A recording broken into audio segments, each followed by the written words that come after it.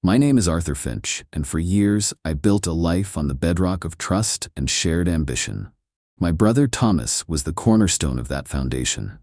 We started Finch & Sons, a real estate development firm, from the ground up. He had the charisma, the ability to charm investors and schmooze clients, while I had the vision, the meticulous attention to detail that transformed empty lots into thriving communities. We were, by all accounts, an unstoppable force, a perfect blend of complementary skills. Or so I thought. The betrayal wasn't a sudden, cataclysmic event. It was a slow seep, like a hairline crack in a dam, imperceptible at first, then gradually widening until the whole structure was compromised. It began subtly, with Thomas taking more credit for our joint successes in public, downplaying my contributions. I brushed it off, attributing it to his flamboyant nature. He was always one for the spotlight, and I was content to work in the shadows, letting the results speak for themselves. Then came the restructuring. Thomas called a meeting, his face a mask of feigned regret. "Arthur," he began, "the market's shifting. We need to be more agile, more streamlined. We're going to consolidate some departments and, well, your role as head of development is being absorbed." He offered me a consulting position, a humiliating demotion that effectively stripped me of all authority and, more importantly, all direct oversight of the projects I had meticulously nurtured. My initial reaction wasn't anger, not immediately. It was a cold, piercing shock, a realization that the brother I had poured my life into building an empire with had just, with a polite smile, carved me out of it. The restructuring was a thinly veiled coup, designed to push me to the periphery while Thomas consolidated absolute power. The signs were all there in hindsight: the increasingly closed-door meetings he held, the subtle shift in how employees addressed me, the way my ideas, once championed, were now met with polite dismissal. He hadn't just taken my position, he had taken my life's work. He had stolen my legacy. But I didn't rage, I didn't even argue. I simply nodded, a tight smile on my face that felt alien and brittle. "I understand," I said, my voice remarkably steady. "Whatever's best for Finch & Sons."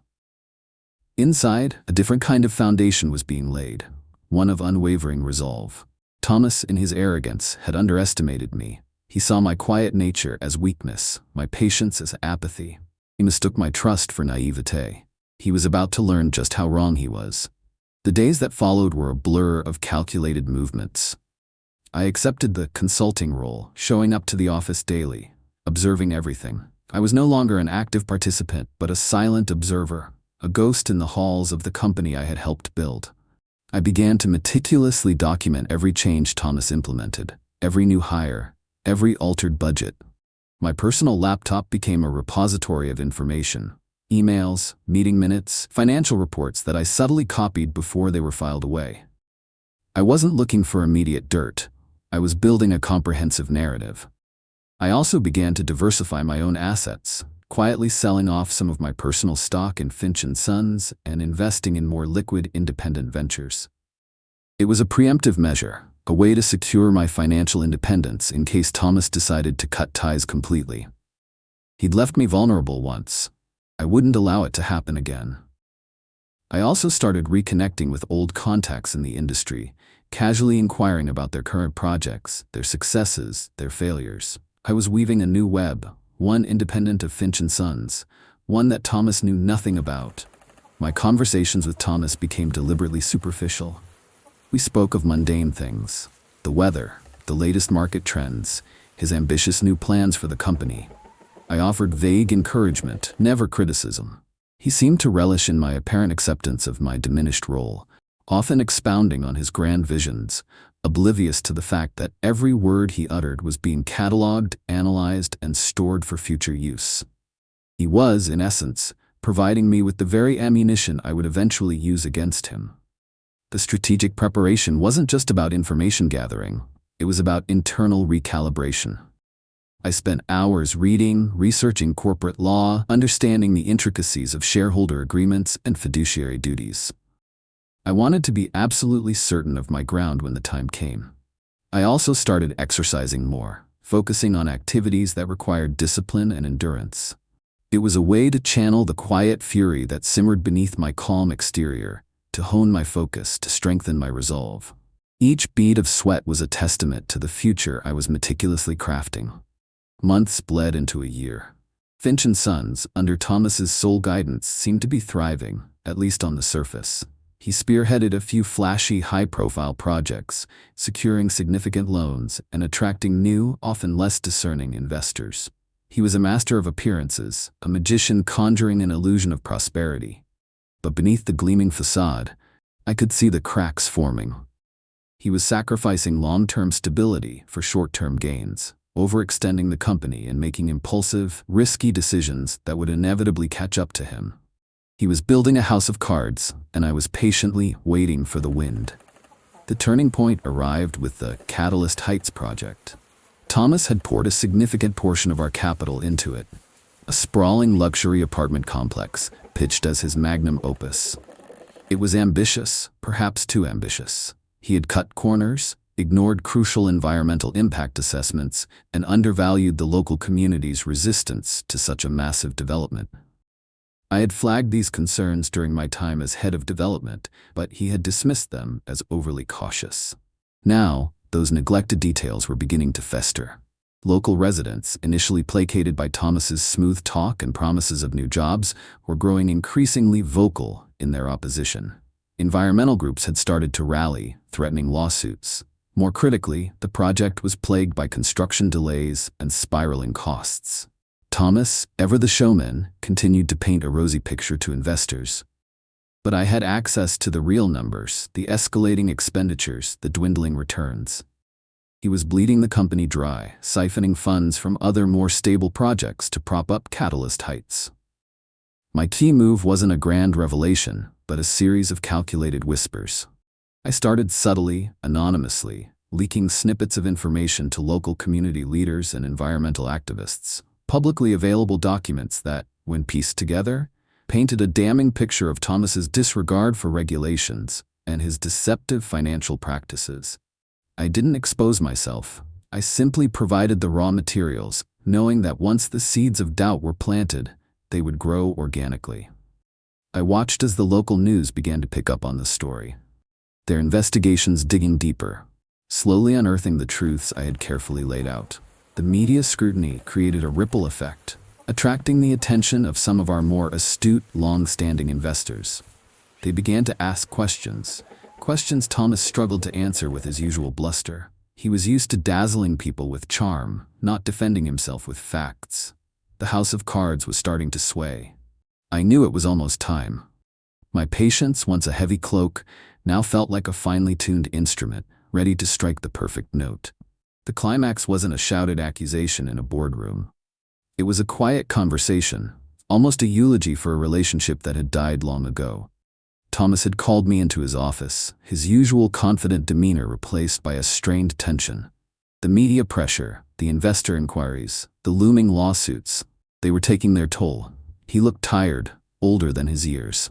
"Arthur," he began, his voice surprisingly subdued, "this Catalyst Heights project, it's become a nightmare. The costs are out of control, the opposition is relentless. I don't know what to do." I looked at him, truly looked at him, for the first time in a long time. There was no anger, no triumph in my gaze, just a profound sense of clarity. "I warned you, Thomas," I said, my voice soft, almost sympathetic. "I showed you the environmental impact reports. I highlighted the community concerns. You dismissed them as trivial." He flinched. "I had to be aggressive, Arthur. You were too cautious. This market demands boldness." "No, Thomas," I corrected, still calm. "It demands foresight. It demands integrity. You chased after the grand, the flashy, at the expense of everything we built on trust and diligent planning. You underestimated the intelligence of the community, the resolve of the environmentalists, and the scrutiny of our investors. Most importantly, you underestimated me." His eyes widened, a flicker of recognition, then a dawning horror. He saw it then, not just the words I spoke, but the years of patient observation, the quiet gathering of evidence, the meticulously placed dominoes. He saw the architect of his impending downfall, and it was the brother he had cast aside. You did this?" he stammered, his face paling. "You did this, Thomas," I replied, my voice devoid of emotion. "I merely allowed your actions to have their natural consequences. You thought you could take what was mine, that I would simply disappear. But some things, Thomas, are earned, not stolen. And the truth, once uncovered, has a way of revealing itself. I didn't need to yell. I didn't need to threaten. The weight of his own decisions, illuminated by my quiet observations, was a far more potent weapon. He saw the path he had forged, leading directly to this precipice. He saw the unraveling of everything he thought he had built. He saw the worth he had so casually discarded, now standing before him, an unyielding mirror reflecting his own mistakes. He was trapped in the web of his own making. The climax in Thomas's office wasn't the end, but the beginning of the end. There was no theatrical resignation, no public shaming orchestrated by me. Instead, the pressure continued to mount, relentless and undeniable. The local news reports grew more damning, quoting anonymous sources, my carefully placed leaks, and uncovering more evidence of mismanagement and regulatory breaches at Catalyst Heights. Major investors, now armed with credible information, started pulling out, their trust shattered. The banks, sensing the shift in the wind, began to review their loan agreements with Finch and Sons with newfound scrutiny. Thomas, once so adept at managing appearances, found himself drowning in a tide of undeniable facts. His charm and bluster, once his greatest assets, were now useless against the cold, hard reality of financial and legal repercussions. He tried to spin the narrative, to deflect blame, but the carefully documented trail I had laid out was irrefutable. It wasn't me actively dismantling his life. It was his own poor decisions, now exposed, doing the work for me. The revenge felt justified because it was Thomas's undoing, not my direct intervention, that caused his fall. Within weeks, the dominoes began to fall in earnest. Catalyst Heights became a symbol of corporate hubris and environmental disregard, drawing national attention. Lawsuits from environmental groups and frustrated investors piled up. Finch and Sons, once a beacon of success, was bleeding money and reputation. Thomas, in a desperate attempt to salvage something, tried to sell off other, more profitable projects, but the market smelled blood in the water. No one wanted to buy into a sinking ship. My own life, in contrast, began to transform. The quiet fury that had fueled my methodical planning slowly gave way to a sense of profound peace. It wasn't a triumphant joy, but a deep-seated calm that settled within me. I wasn't celebrating Thomas's downfall. I was celebrating my own liberation from the shadow of his betrayal. The act of reclaiming what was stolen wasn't just about the company. It was about reclaiming my self-respect, my worth, and my agency. I officially resigned from my consulting role at Finch and Sons, a quiet formality that went largely unnoticed amidst the chaos engulfing the company.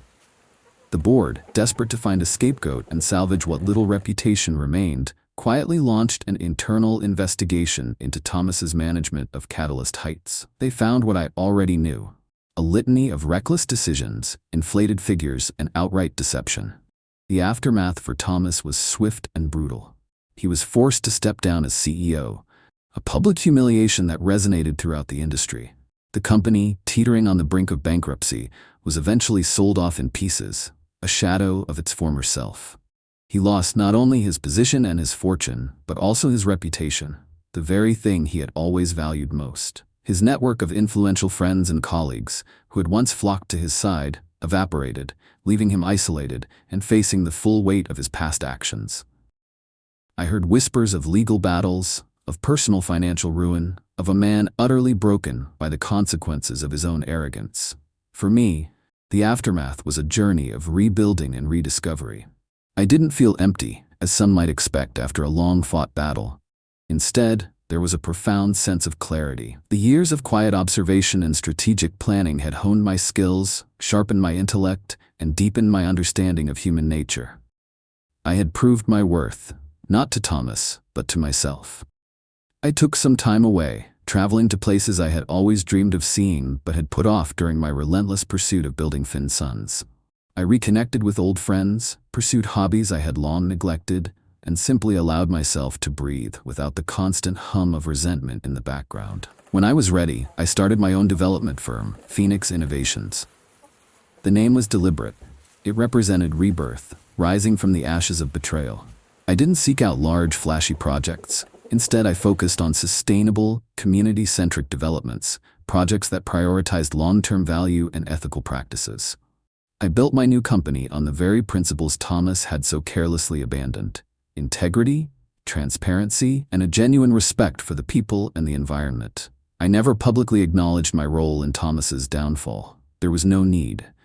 The satisfaction came from watching him face the consequences of his own choices, from knowing that the truth, however slow to emerge, ultimately prevailed. My revenge wasn't about inflicting pain. It was about balance, about ensuring that justice, in its own methodical way, was served. My life changed in every meaningful way. I was no longer defined by the betrayal, but by my response to it.